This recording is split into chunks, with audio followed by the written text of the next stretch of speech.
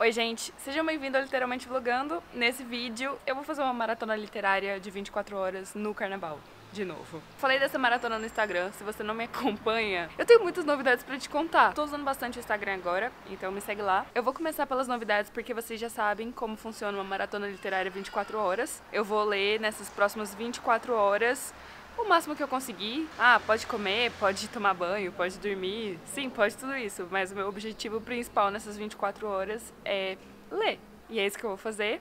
Hoje é domingo de carnaval, mas a novidade que eu tenho pra contar pra vocês é que eu estou em Curitiba. A outra novidade é que eu tô morando num hostel em Curitiba. E a outra novidade é que eu tô morando num hostel em Curitiba porque eu passei no mestrado em artes aqui. Passei. Passei.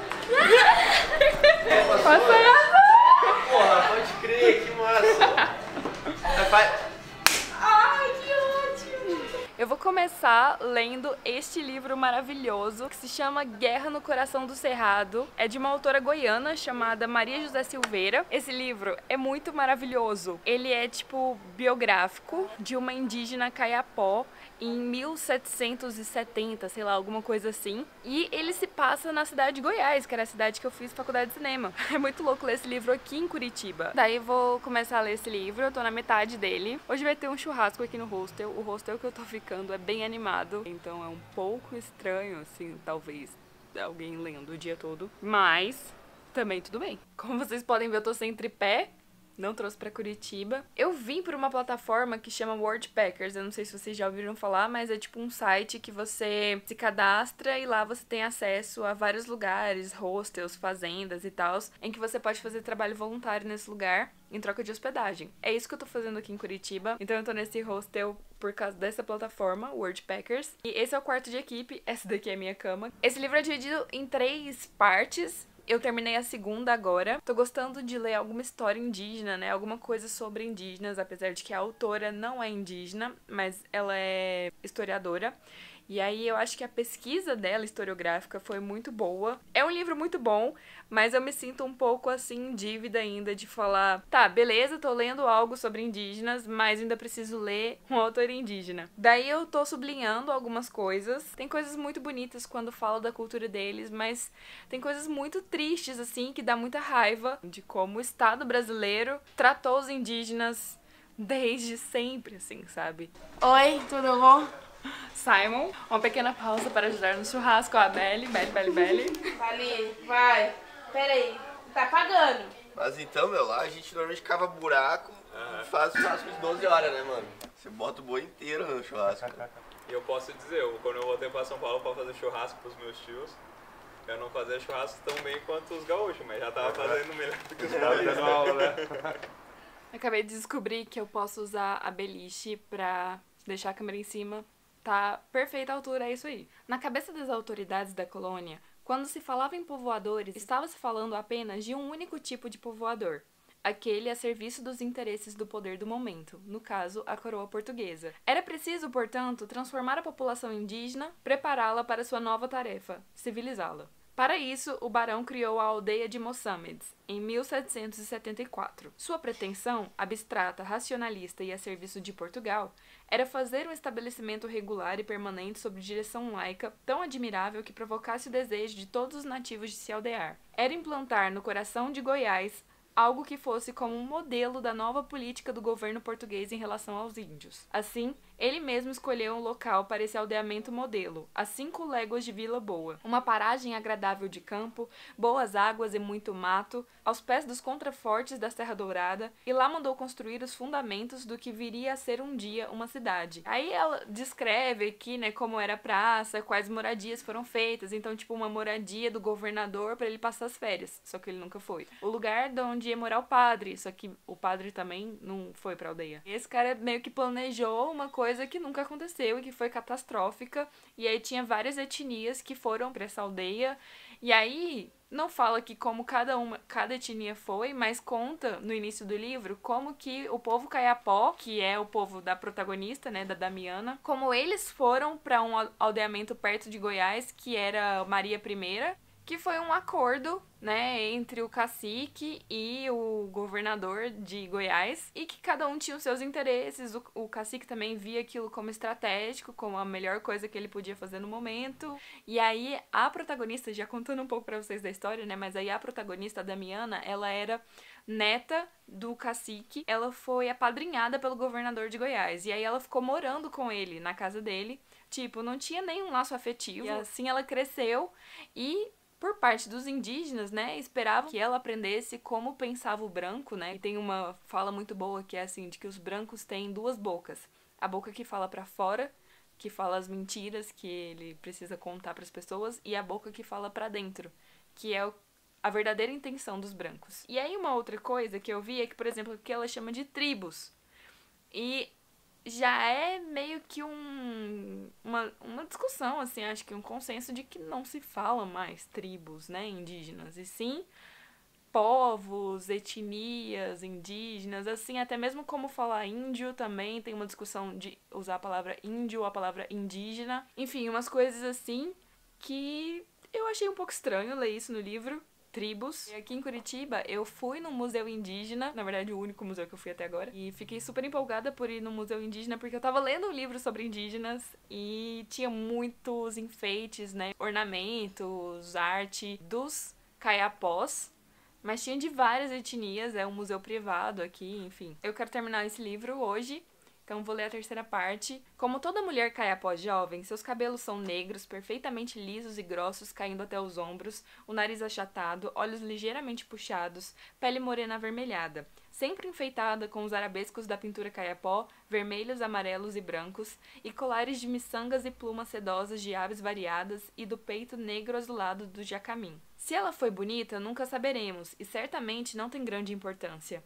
Já é tempo de nosso imaginário abandonar as tradições românticas. Nem todos os heróis e heroínas são necessariamente bonitos. O mais provável, aliás, é que não fossem. Achei que isso é um toque dela como, tipo, historiadora, assim, sabe? E tem outros momentos, assim, também, que tem coisas interessantes. O churrasco já tá quase pronto. Vamos lá agora ver, na verdade? E depois eu continuo lendo. É o presente de despedida, Isabelle. Vai, aniversário. Tem que abrir dançando. Vai, vai. Quer que eu seguro? Jubas. Adoro, não. Já essa cor. Vira, vira, vira, vira. Joga mais clipe. Lookinho do dia, tá, meninas? A Goiana chegando na hora que começa a tocar Marília Mendonça.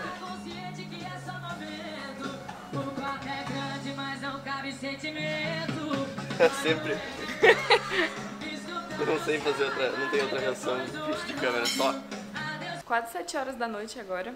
Eu li bastante agora à tarde, mas ainda não terminei o livro. Eu tava lendo uma cena agora que era um jantar com os políticos lá de Goiás e o viajante, o Saint-Hilaire, acho que é isso. Mas eles estavam tendo uma conversa muito errada, aí eu fiquei meio assim, gente, aí parei de ler. Eles estavam, tipo, numa discussão, assim, de índio tem alma, tipo, ainda, já é século XIX, 1800 e alguma coisa. Aí um fala assim, não, isso eu acho que não é mais essa discussão, mas é como eles podem trabalhar do jeito que a gente precisa, né, na nossa sociedade. Eles nem entendem o conceito de lucro pela qual nossa sociedade é pautada. E aí eu fiquei, tipo... velho. Mas eu queria mostrar pra vocês uma coisa. Essa é a sala do hostel. Todo mundo saiu pra ir pro bloquinho. Tá só eu e a Simon. A Simon tá fazendo o bolo do café da manhã, de amanhã. Queria mostrar pra vocês a estante que tem aqui no hostel e que você pode pegar o livro e ir embora com ele. E você pode também deixar um livro aí. A minha ideia é deixar o meu livro aqui. Gente... eu não tinha visto que tem esse livro aqui. Eu acho que nem o Lucas viu. Universo em Desencanto. Todo mundo aqui ouve Tim Maia, certo? Gente, tem muita coisa aqui que eu gostei.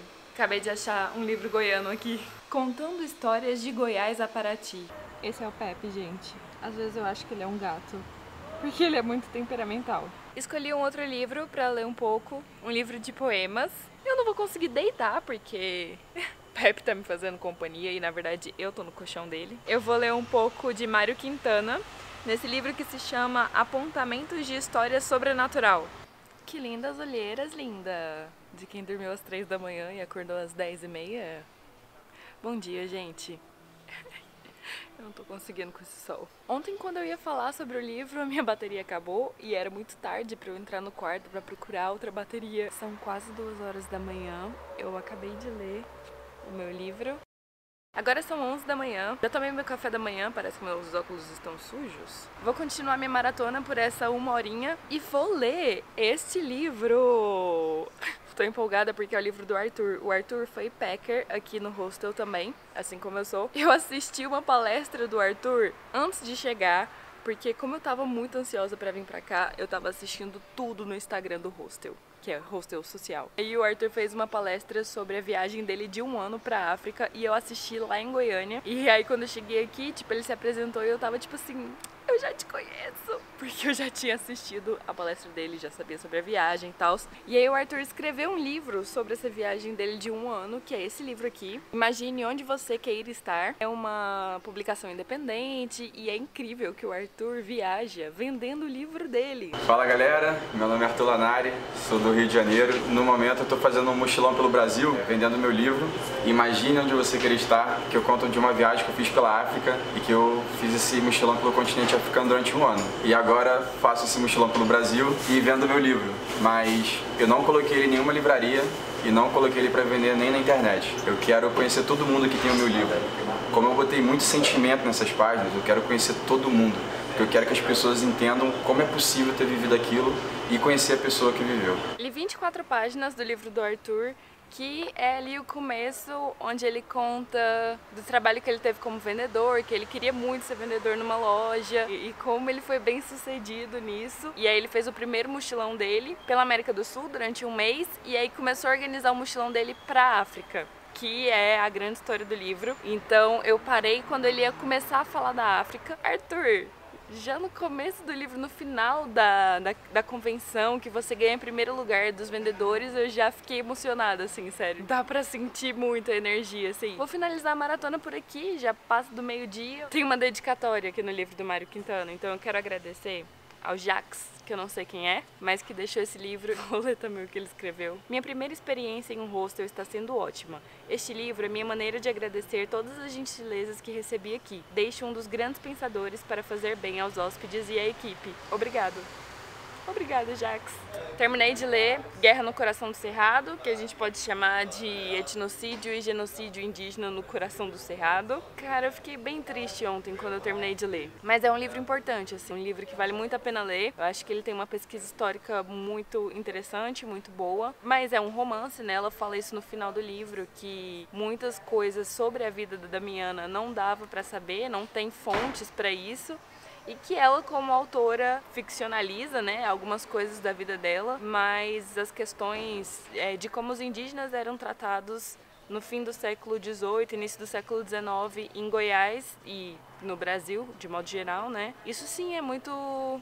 Acho que é muito pautado realmente nos documentos e nas fontes que ela leu. Então é muito interessante conhecer isso. Essas foram as minhas leituras. Obrigada por acompanharem o vídeo até aqui. Se inscrevam no canal se vocês forem novos. A gente se vê nos próximos vídeos.